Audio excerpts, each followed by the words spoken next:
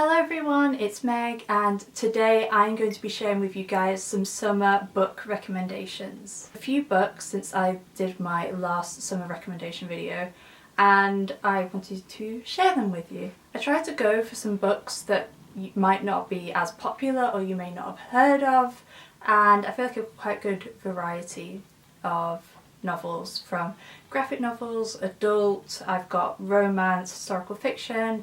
I feel like there's a good mix of all the type of books that I very much enjoy. And ironically, now I've decided to film this video, it has been very warm today and I'm drinking tea, which probably isn't the best idea, even though I have heard that in like hot countries they do actually drink tea to somehow regulate your body temperature. I don't know how the science behind that, but I hope if it's warmer where you are right now, make sure that you have a drink to stay hydrated, especially like water or something cold, because it is, I'm quite warm and I have the window open right now. So without further ado, let me share with you some books. Saying that though, I do very much enjoy a cup of tea, and like Jodie said in a recent video, this like tea tastes so much nicer in a glass cup, you know? I do agree with that. So firstly, I'm going to recommend a book that is not currently out when I film this video. It might be out by the time this video goes up because I'm planning on putting this video up in June and I'm filming it in May. But that is Under Your Spell by Laura Wood.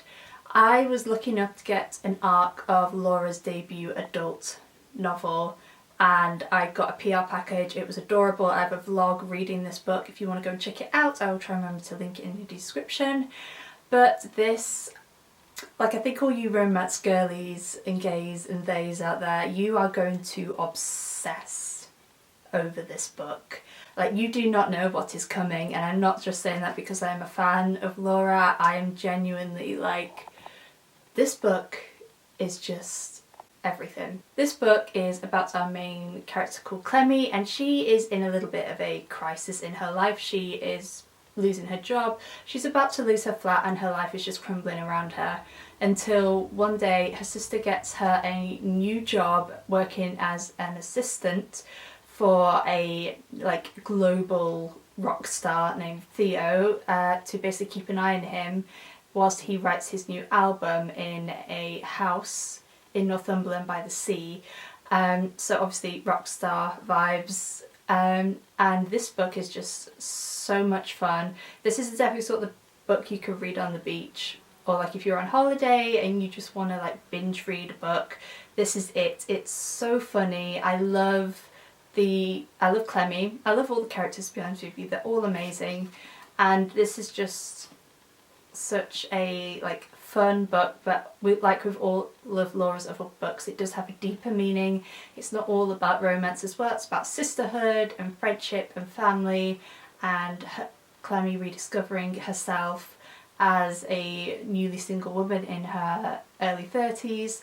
It's just, honestly, if you're going to pick one book from this pile that I'm about to recommend, please pick this book up. I will try and remember to leave a link in the description if you want to go and pre-order it or buy it, depending on when this video goes out. But this comes out in June. Go and get it if you love rock star romances and set on the beach, and they are in a little secluded village by the beach on their own, like confined spaces. Absolutely cannot recommend this enough. Next up we have Heartbreak Share by Emily Merrill. This is by my friend Em, who is on Instagram. Some of you guys may know her. She used to have a booktube channel, and this is her second book. And I mainly want to recommend this because number one, it's a great book, and number two, because I read this during summer, because it came out in July nearly 2 years ago now. And it's such a fun book. We really need more books about like people in their 20s, and I feel like we're slowly getting that, but we definitely need more. So this book is about our main character called Flick, and she has recently just come out of a breakup and she moves into a house share with 3 other girls, and it's basically about her finding her feet again after her breakup. And it's just about being in your 20s, and it's so fun. I always love Em's writing style.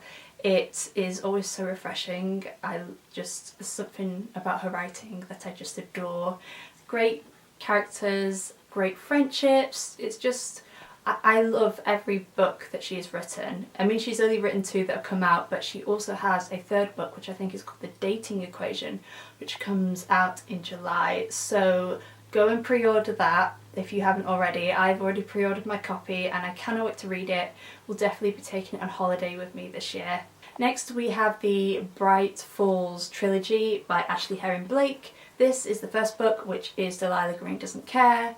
If you want a sapphic romance for your summer, you need to pick this trilogy up. Again, this is so much fun. I feel like all of these books are fun, to be honest, but this is again a great book to read if you are going on a holiday and you want to binge read.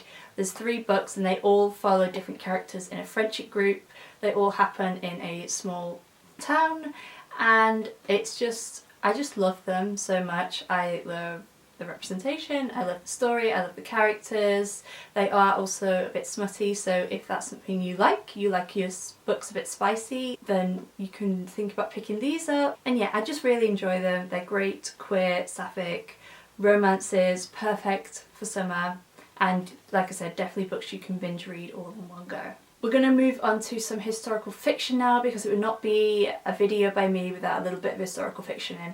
So the first book, historical fiction wise, is Still Life by Sarah Winman, and I have talked about this book a few times on my channel now because I love it. It's my favourite book by Sarah, and I recommend this book because it is most of this book, or like the second half of this book, is set in Florence in Italy. And this book takes over a long period of time. It takes over about 4 decades roughly. It starts in 1944 in Italy during the Second World War, and I believe it finishes, this book ends in like the 60s or 70s, and it basically follows our main characters Ulysses and Evelyn, and it's like a dual perspective, and it's just about their lives. It's about these people. And these books are never, you don't really know what you're getting into. I say this every time I talk about Sarah's books, you never know what you're getting into until you start reading it. But these books are utterly beautiful, stunning writing, beautiful characters, beautiful like stories about love, like all forms of love, like romantic, platonic, family, just everything, chosen family as well. Just absolutely beautiful. And like I said, a lot of this story is set in Florence and throughout, like, you know, all seasons, but I feel like those summers are very vivid for me in this book. And again, this is a book you can just lose yourself in. A great holiday read, and just, this is just such a stunning, stunning book. If you want to read a book with beautiful writing, highly recommend all of Sarah's books, to be honest with you. They're all stunning, but this is my personal favourite. Next up we have A Theatre for Dreamers by Polly Sampson, and this is a book that takes place in 1960 on an island off the coast of Greece. And it's basically about our main character called Erica, who is 18, and she runs away with her boyfriend to this island, and she meets these other artists. And it's just basically, I think it takes place roughly over about a year, this book, and it's just about our main characters and these artists who live on this island, and how like their relationships with one another, and also with the people who live on the island as well. And this is like the epitome to me of summer. I did mention this in my historical fiction recommendation video not so long ago, but I would describe this book as like, it's just dripping in that like hot golden like heat of summer. It is, when you read this, is like you are sitting on the rocks on this island in Hydra by the sea. You've got sea spray coming, the sea, you are tanned, and everything is just like that really hot, like European summer. This book is just that in a nutshell to me. So I guess if you like books that are like that, I know that's a very specific description, but if you like a book, if you like the sound of that, then maybe consider picking this one up. And the last historical fiction book that I have to recommend is Reputation by Alex Croucher. I would recommend all of Lex's books, to be quite honest. I love all of their novels. Infamous is my personal favourite, and I would also recommend Gwen and Art because that takes place during summer in Camelot. Such a fun time. But I'm going with Reputation, and Reputation I feel like is perfect because also Bridgerton is out recently. The first part of season 3 has come out, and I know the next part's coming out in June. But if you are a Bridgerton lover, you need to get on Lex's books. I feel like especially this one, it definitely plays into that like Georgian Regency era with like all the scandal and everything that Bridgerton is about. And this is about our main character called Georgiana, who goes to live with her aunt and uncle, and she meets a girl called Frances, and they form a friendship, and everything just kind of plays out from there. There is like so much fun in this book, but there is definitely a deeper meaning and slightly more like serious conversations in this book as well, which is really nice. Lex always does a stellar job with representation in their books, so if you are a Bridgerton fan, definitely recommend these. And again, I have read this when I was on holiday a couple of years ago, and it's so fun and also so floppy, which I am absolutely obsessed with.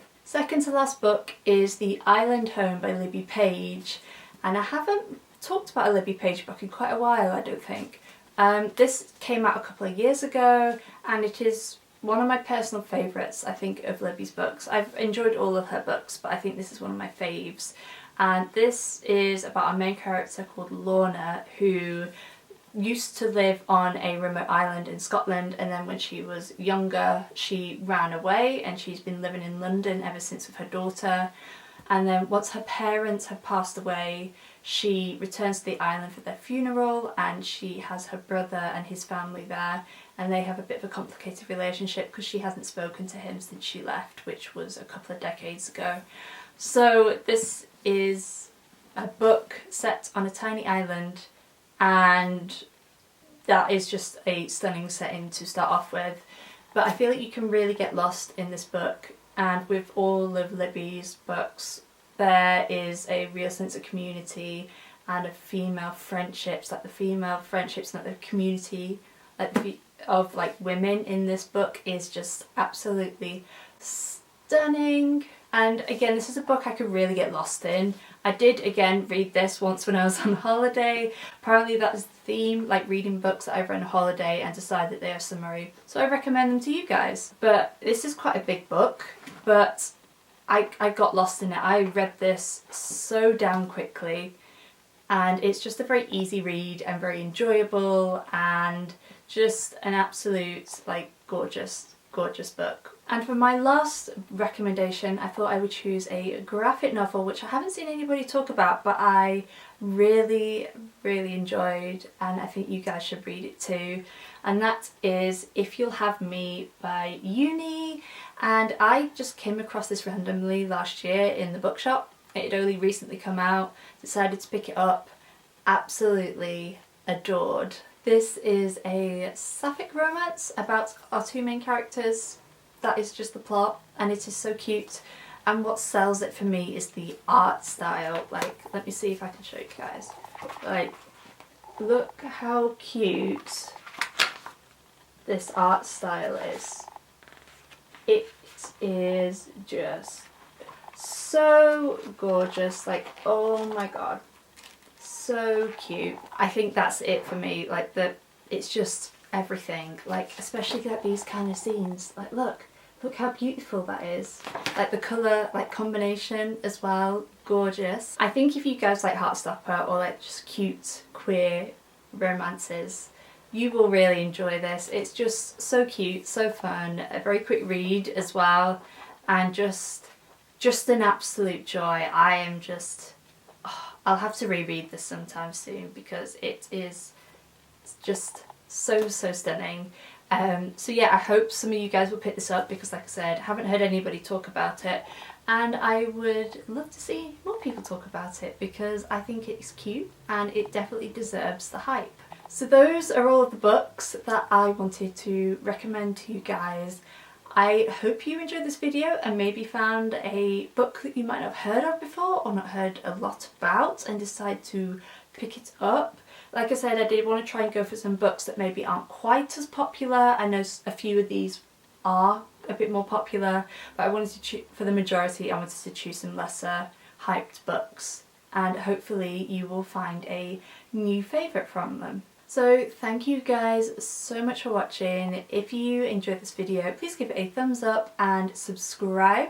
If you have not already, I am definitely trying to get back on my booktube game because it is bringing me a lot of joy at the moment, and I hope you guys are enjoying the videos and they're bringing you a lot of joy as well. I will also link my Bookstagram and my Goodreads in the description down below if you would like to see where I'm up to with my reading or catch any content that you will not find on this channel. But thank you guys so much for watching. I appreciate you so much, and hopefully I will see you again soon. Bye guys!